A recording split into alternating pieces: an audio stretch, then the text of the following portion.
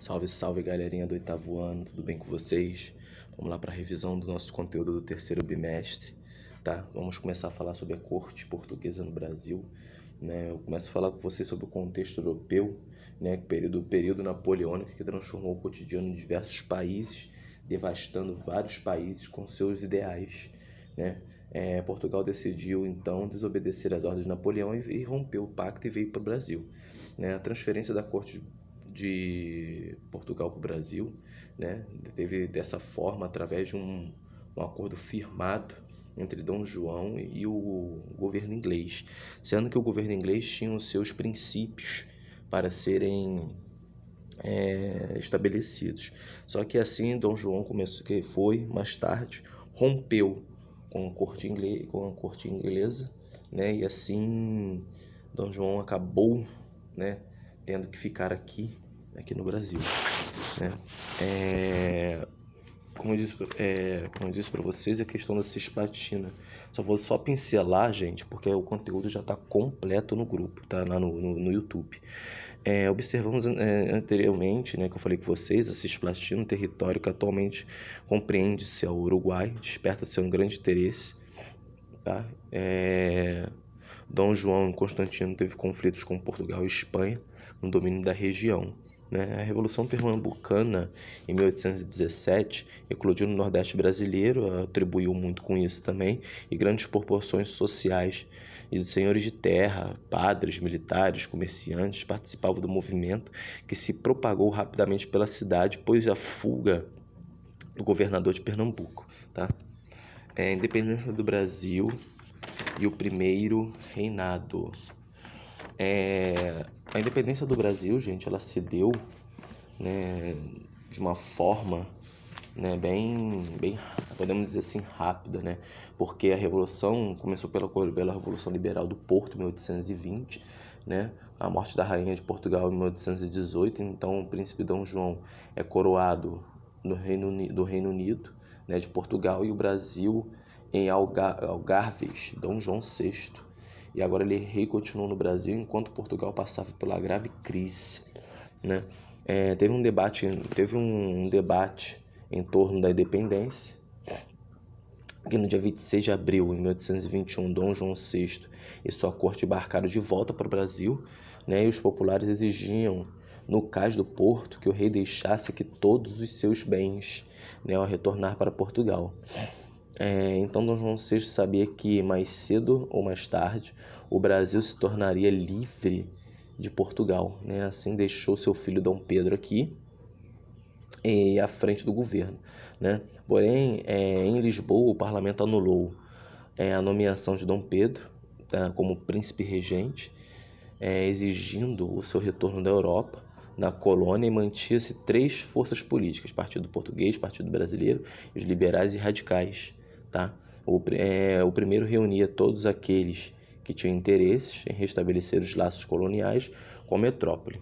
Tem o Dia do Fico, né, que em 1822 o Rio de Janeiro estava agitado com as novas leis do Parlamento de Lisboa, né, exigiram rapidamente o retorno de Dom Pedro para Portugal, sendo que Dom Pedro disse que fosse pela felicidade da nação, né, como para o bem de todos, felicidade geral da nação, estou pronto, diga ao povo que fico. E assim Dom Pedro ficou, né, e teve seus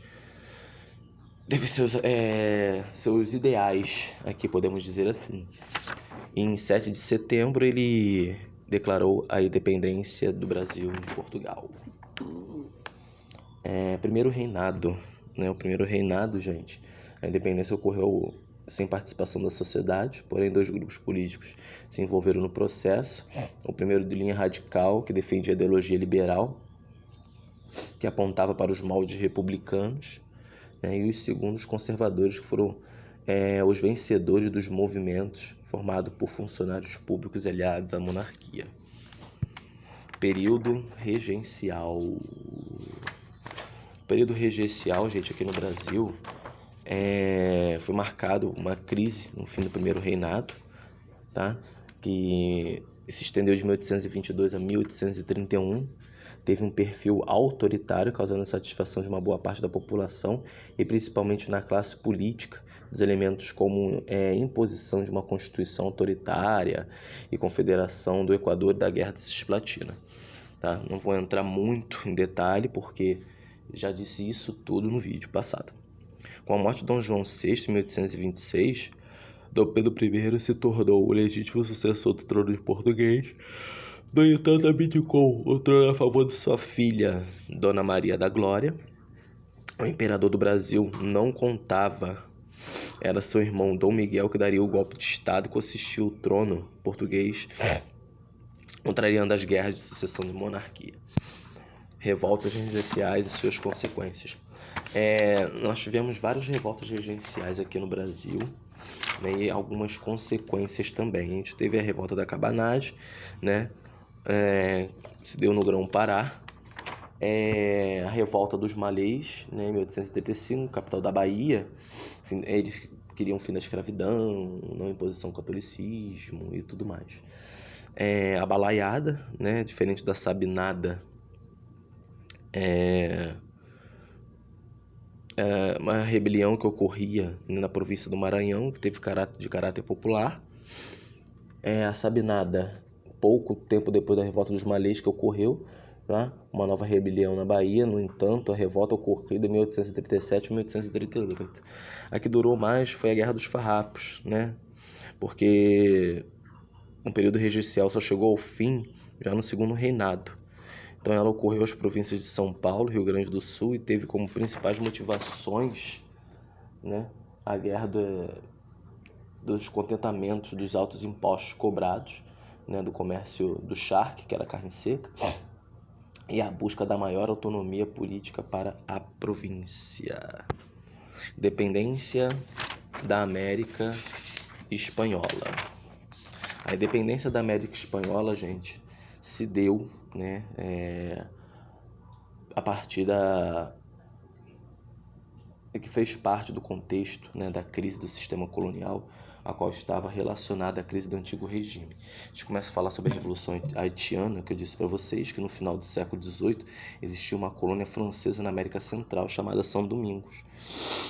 A região inicialmente foi ocupada pelos espanhóis, a colônia chamada Espanhola, eu disse isso para vocês, né, a partir do século XVI passou a ser ocupada por franceses, sendo que os principais fatores do processo de emancipação foi o desencadeamento de movimentos emancipatórios ao longo da América Espanhola. Entre eles podemos destacar o desenvolvimento industrial da Inglaterra, que a partir da Revolução Industrial se tornou o principal exportadora de produtos manufaturados. Assim sendo, a América Espanhola se configurou como importante mercado consumidor. No entanto, é importante relembrar, gente, que as colônias espanholas viviam um pacto colonial, ok? As duas fases da independência que eu disse para vocês, e também teve o caso mexicano, né, que o movimento emancipatório no México, iniciado em 1810, contou com a liderança do Padre Miguel Hidalgo, né, e reuniu milhares de camponeses rebeldes que exigiam, além da independência política, a igualdade social. Segundo reinado no Brasil. O segundo reinado no Brasil, gente, com golpe de maioridade, começou com um golpe de maioridade, né? E tem início em 1840, após a coroação de Dom Pedro II como imperador, né? O período é marcado politicamente pela disputa dos liberais e conservadores. Destaca-se também nesse período o amadurecimento do exército e da marinha, né, de guerra brasileira, além da participação do Brasil na Guerra do Paraguai. O parlamentarismo estava às avessas em 1847, influenciado pela experiência política da Inglaterra. Dom Pedro II criou um conselho de ministros e a ideia era propor a organização de uma estrutura semelhante ao parlamentarismo inglês, que, no entanto, no caso brasileiro, se desenvolveu de maneira diferente. Foi criado o cargo de presidente de conselho de ministros, primeiro-ministro e por aí vai, né? Escravidão e resistência do Império. A gente tem que entender a escravidão como um momento de obscuridade, né, para os povos que vieram da África para cá. Eles não vieram a trabalho, eles vieram forçados, muitos tirados de suas famílias e tudo mais, né? A escravidão, gente, dos africanos e seus descendentes foi uma grande característica muito presente na história do Brasil colônia, tá? Imperial também, tá?